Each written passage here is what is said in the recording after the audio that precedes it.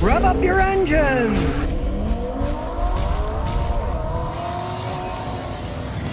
Well, the U.S. and the European Union have a trade deal now, and now it's a 15% tariff. They were trying to make it 25%, lost Volkswagen, Mercedes, a lot of money, but now they've settled on 15%. And that the EU is going to spend $750 billion on U.S. energy because they buy a lot of liquefied natural gas and oil and stuff from us because they're not buying it from the Russians anymore. The UK, England got a better deal. They got a 10% tariff. But the European Union got the same as the Japanese, a 15% tariff. It is a big trade deal. There's no arguing that. You know, they're cutting deals here or there. They'll buy our stuff. We'll lower the tariff on their stuff. So maybe this will help Volkswagen from going under. They're in deep doo-doo, so's Mercedes. So maybe people buy more of their stuff. Who knows? You know, I'm not a fan of European cars. Over-engineered. They don't hold up like Toyotas, Hondas, and they make a lot of Toyotas, Hondas, decent cars in the United States. Do you really need to buy a European car anymore? I don't think so. Now, yeah, the Japanese cut a deal with Trump that now the tariff on the cars is only 15%, but that's not the biggest relief, really, because the Japanese, their biggest competition now is the Chinese automaker. Yeah, they were going to pay 25% tariff to the U.S., now it's only 15%, but realize this. China is now the world's largest car producer and exporter, especially in electric vehicles, but they make a lot of other vehicles too. And that's squeezing all the other foreign automakers. The Europeans are crapping in their pants. They all want to, the Europeans were all, oh, we got to have electric cars by 2035, all electric cars sold, blah, blah, blah, blah, blah. Well, guess what? If they do, they'd be Chinese cars because Chinese cars are so much lower priced. And really, the Europeans can't compete with them. They can't build them that cheap either. And even in Indonesia, Malaysia, Thailand, and Philippines, and Vietnam, the Chinese are starting to take over the sales with their cars. So the Japanese now have a lot more to worry about than a 10% extra tariff on their cars going to the United States. They got to worry about the Chinese. Just like ages ago in the 60s and 70s, people would say in America, the Japanese are going to take over, the Japanese are going to take over. No, they did not take over the United States, right? Now they build better cars, there's no arguing that, but now they've got the Chinese on their heels, just like they were on the American company heels. All I gotta say is competition is a good thing. I don't care. If people make better products, more power to them.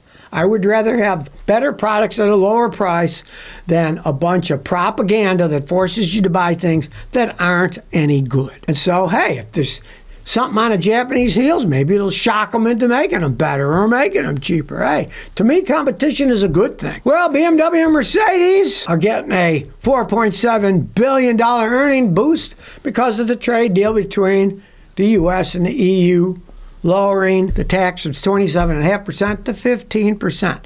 Now, this also includes tariff exemptions for about 185,000 cars made by BMW and Mercedes factories in the United States that they're exporting out.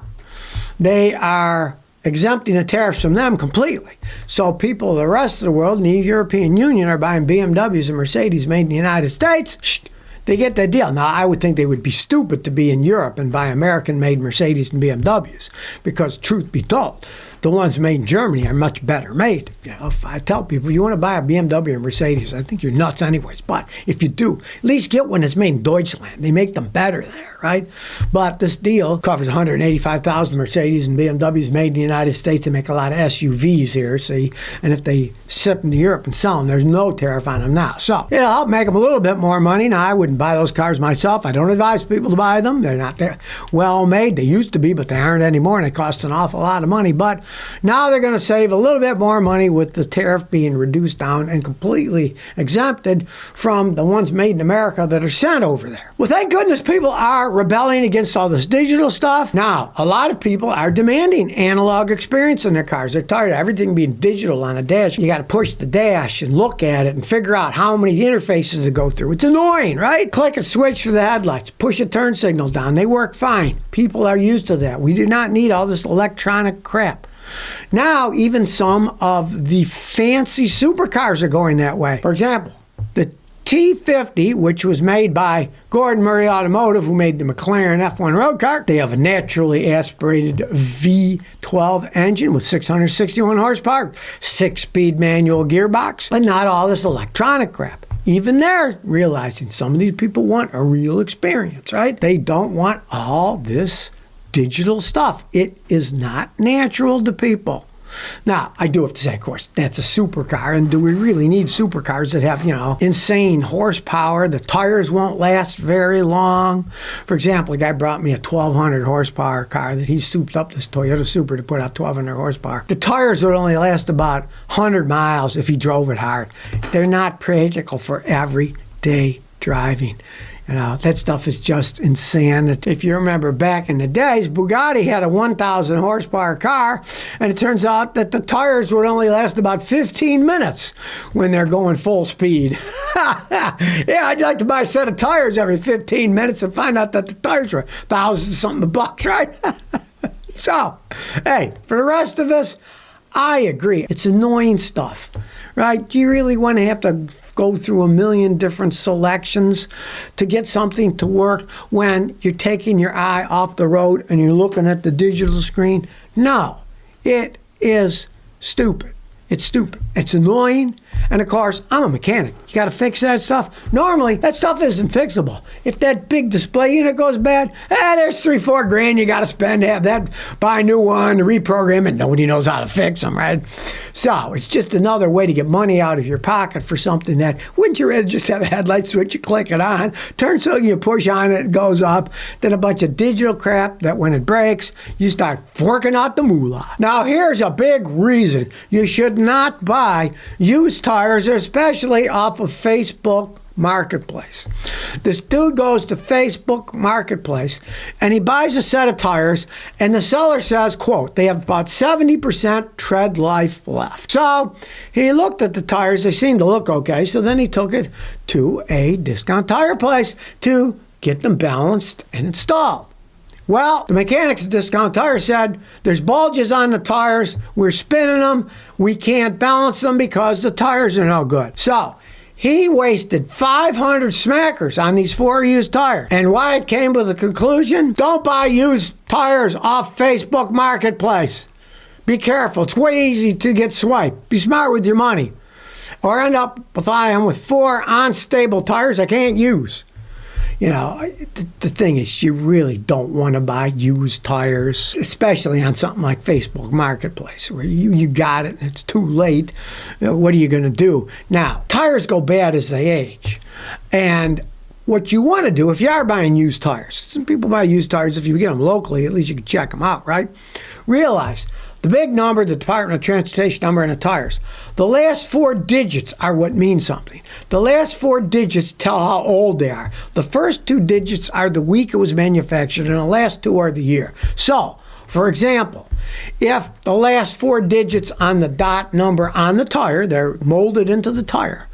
If they're 1523, it means it was made in the 15th week of 2023. 15 is the week, 23 is the year. They don't put 2023, they just put 23, right? So the 15th week, what's that? So it'd be made in April sometime. So then you would know the date it was made. And generally, I wouldn't advise buying used tires if they're more than 5 or 6 years old, because they're probably starting to dry rot then. But a lot of people don't know. You can get the age of a tire quite easily just by reading it and going by the last 4 numbers. Very easy thing to do.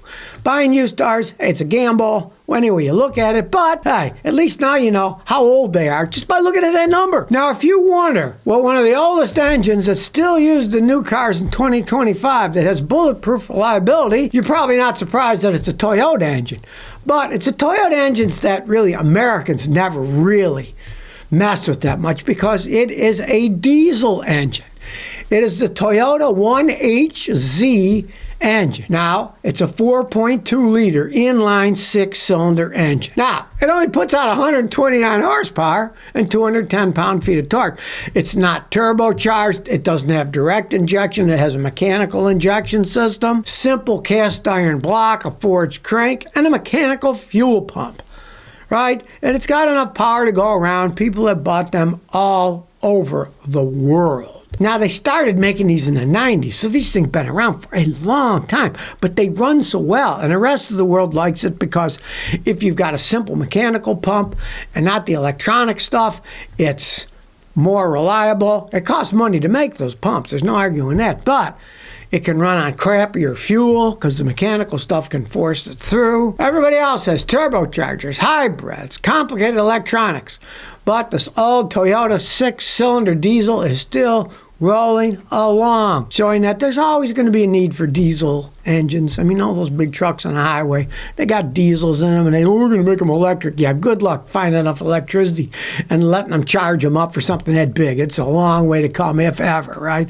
Diesel is still the way for a lot of transportation, especially worldwide. Well, it looks like Trump's tariffs and warnings might be working. Toyota just announced a truck factory in the United States. Toyota is expanding in the U.S. by building a new drivetrain parts facility in Texas and adding more production lines in Alabama. You know, in Alabama, they're building Mazdas and Toyotas at the same factory. It's a joint venture between Toyota and Mazda.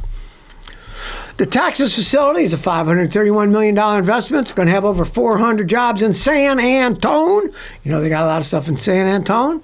They're going to make rear axles for the Tundra and Sequoia. And Toyota says they're also investing in their Princeton, Indiana, and Kentucky plants for battery electric SUVs and vehicle production. Now that, I don't know how far that's going to go because electric vehicles don't seem to be that big of a deal anymore. People aren't buying the electric vehicles, but Toyota's got to kind of make some kind of inroads, I guess, and they decide, well, we're investing in these plants for future battery electric SUV and vehicle production. I like the idea that they're going to be making the truck stuff more in San Antonio. That's what I find more interesting. But they say they're going to put $1.4 billion in the Princeton factory. It's Princeton, Indiana. Not Princeton on the East Coast, and $1.3 billion in Toyota, Kentucky for the all-new battery electric SUV. So I guess, you know, Toyota's messing with electric SUVs. They're not going full force. You know, they only got one that's for sale in the United States now. And they got a big seller in China, but that's with that other GAC Chinese company. They're basically Chinese electric vehicles, and they're just branding them as Toyotas. These will be actual Toyotas made in the United States. If you see that crap in the news about how, no, Toyota's not number one, you know, Subaru is. Baloney. Here's an email from Juan Molina, and he says, Scotty, I'm writing you about my disappointment with my new 2025 Subaru Outback. The electronic unit is a slow mess. It's distracting to make changes. It's slow and inaccurate. In addition to it all, Subaru only gives a 12-month, 12,000-mile warranty. It costs more than $3,500 to replace. Subaru doesn't fix them. They just replace them if they break. I'm very disappointed in it. I'll probably have to bite the bullet and buy a $2,000 extended warranty. Please warn others about this. Subaru doesn't seem to stand behind it. He's showing how they don't even care. Brand new car, right? Well, that's the way it is. It's good for 12 months, 12,000 miles. Now, here's the thing. Why on earth is there even a mileage stipulation on an electronic display, right? They should so many years or whatever. Why? What mileage has to do with the electronic display is beyond me. But this is showing you Subaru is not number one. Anybody who thinks Subaru is number one does not understand cars. Ask any honest mechanic. They'll tell you they get tranny problems. Their engines leak oil when they get aged. They're cheaper made. Yeah, they cost less. But comparing them and saying they're better than Toyotas, that's complete farce. It's not the truth. Now, here's proof that people can actually learn stuff about cars from me. I just got an email from John. Now, years ago, John sent me an email saying, I was rude to him. He didn't like what I said about cars, right? Well, he just sent one the other day. And he says, Scotty, I just saw your video on YouTube, and it reminded me. Back then, I was in my 20s, but I was a dumb kid. I read back the messages I sent you, and it was funny. I was so rude to you. Yes, you were right about everything. Hey, people admit their mistakes. Now, it took years, but hey, the guy realized. Okay, I got to admit, with my wife, I'm the same way. She says, I tell you what to do. And then sometimes you don't do it for 10 years. I'm like, well, I was kind of thinking about it for a while, and 10 years later, yeah, you're right. I guess I should do that.